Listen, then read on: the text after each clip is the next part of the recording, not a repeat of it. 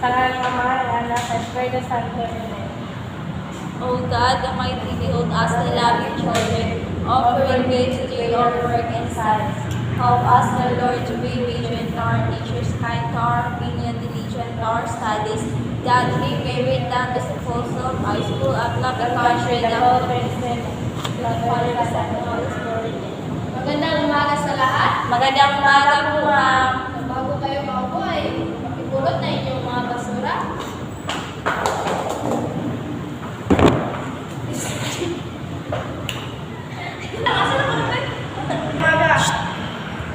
Kumusta kayo sa araw na ito, class? Okay lang po, ma'am. Mabuti naman at nasa mabuti kayong kalagayan. So Regine, sino ang may liban sa araw na ito? Wala akong iban, ma'am. Mabuti naman at walang liban tayo sa araw na ito dahil meron naman tayong paksang tatalakayin ngayon. So bago yan ay magkakaroon muna tayo ng kasunduan. Guro na, maaari ka bang magbigay? Makinig sa guro kapag may sasagot. Okay, makinig sa guro tuwing nagsasalita. Yes po. Sino pa? Sino pa ang may kasunduan, Regine? Huwag makipag-usap sa katabi. Okay, huwag makipag-usap sa katabi. So ano pa? Rona? Huwag makipagdaldalan sa katabi habang nag-lecture ang guro. Okay, huwag makipagdaldalan sa katabi habang tatalakay ang guro. So, meron pa ba? Wala na po, ma'am. Okay, maasahan ko bang sundin ninyo ang ating mga kasunduan? Opo, ma'am. Okay, ngayon ay meron akong inihandang isang aktibidad upang magkaroon kayo ng ideya kung ano ang paksang tatalakayin natin sa araw ito.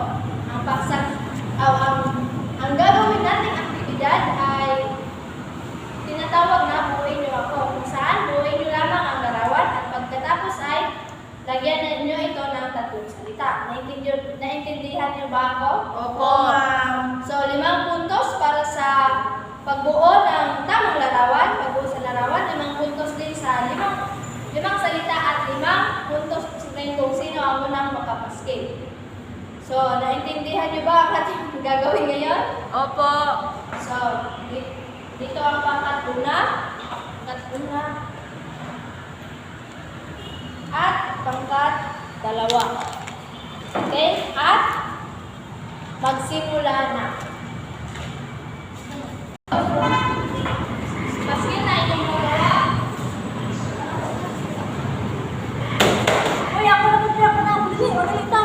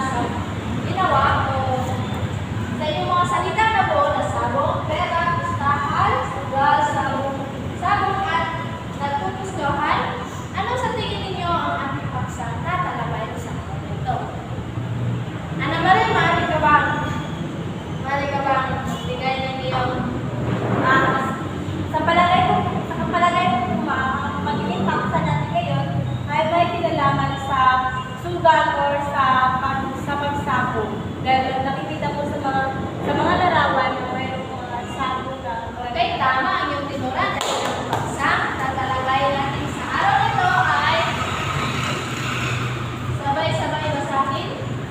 Noli me tangere, Kabanata 46, ang sabungan. So, bago yan ay basahin muna natin ang ating mga layunin.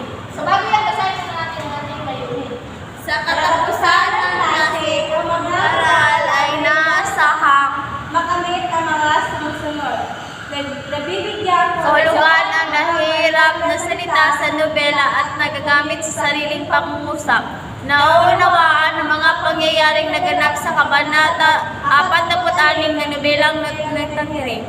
nakapagsasaluan Nang buo o sunod-sunod ang mga pangyayari mula sa Kabanata 46 na nobelang tumitanghiring sa pamagitan ng pampatang gawain at nakapagpamalas ng sariling refleksyon mula sa damdamin. So, bago tayo dumako sa ating talakayan, ay magkakaroon muna tayo ng pagkakawa na salabal. Upang sa gayon, ay maintindihan ninyo ang mga mahihirap na salita. So, basahin ang paluto. Hanapin ng maigi ang kahulugan ng mga salita na nakalagay sa Hanay 8. Doon sa Hanay 8. Okay, so, sino ang una? So, maaari mo bang sagutan ang una? Rose? Rose. Regina, Regine. Regine, Rona.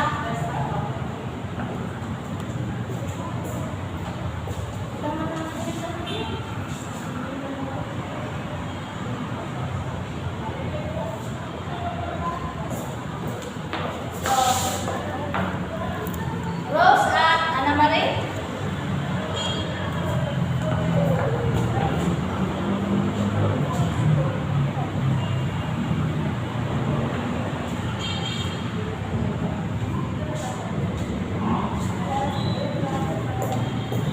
So, sino ba?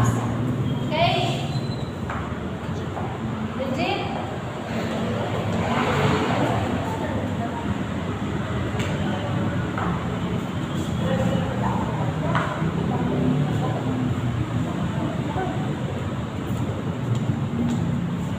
Okay, ngayon, so, atin lang gagamitin ito sa sariling pangusap. Okay, so, naman mo ba itong gamitin ang lasa? So, ang manok na dinala ni Pedro sa sabungan ay nasak.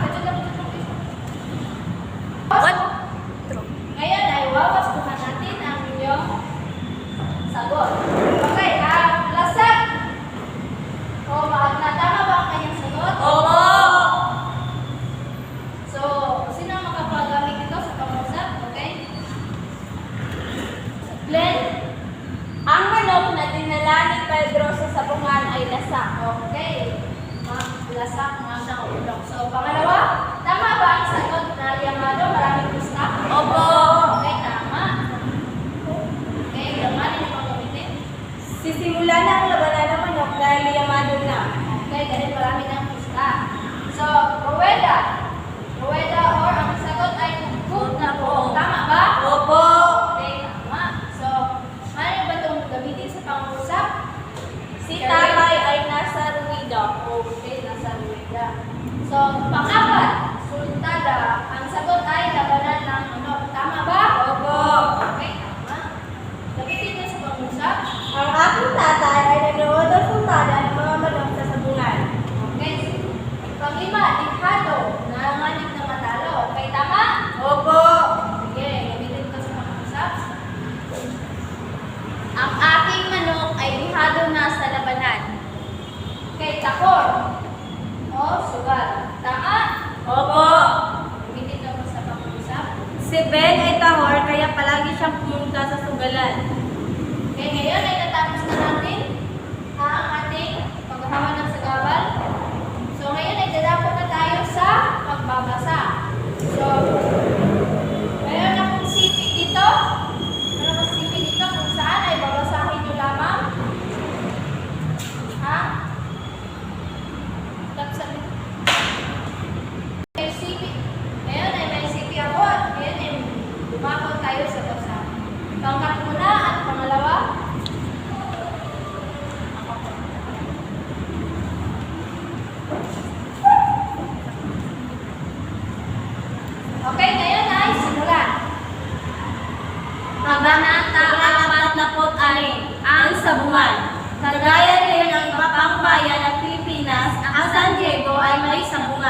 Tuwing araw ng pagmamahilin, maraming tao ang sinasadyang puntahan ang sapungan gaya sa Espanya sa mga nalarong turo. Isinanda ang tao na mula ng dahilan sa Pilipinas ang sabog at pinaunlad upang pagkakitaan. Hindi pinagbawalan ng pamahalaan ang kasamang bisyong ito ng bayan na kung tutusin ay mas makaluha ang bisyo kaysa pagiging ng akyat ng mga etchet. Nahati ang samungan sa tatlong bahagi. May pasukan ito na may luwag na 2 metro. Ang isang panig ay may pinto na binabantayan ng isang babaeng naglingil ng bayad na pinapasok. Nakaalam sa magkabilang daraanan ng mga tao ang mga tindera na nagpipila ng kung ano-ano na katulad ng pagkain, sigarilyo at ang pang paninila. Sa isang bahagi naman, tipon ng mga tao hindi tayo nagsutada na mas kilala sa tawag na ulutan. Sa lugar na ito, makikita ang mga tinagin. Sa kabilang dako naman ay naroon ang mga tahor. Okay? Okay, hinto muna. Dahil kulang tayo sa oras, ay pagpapatuloy na lang natin yan bukas. Paalam na sa inyo. Paalam na po, Ma'am Danica, at maraming salamat po.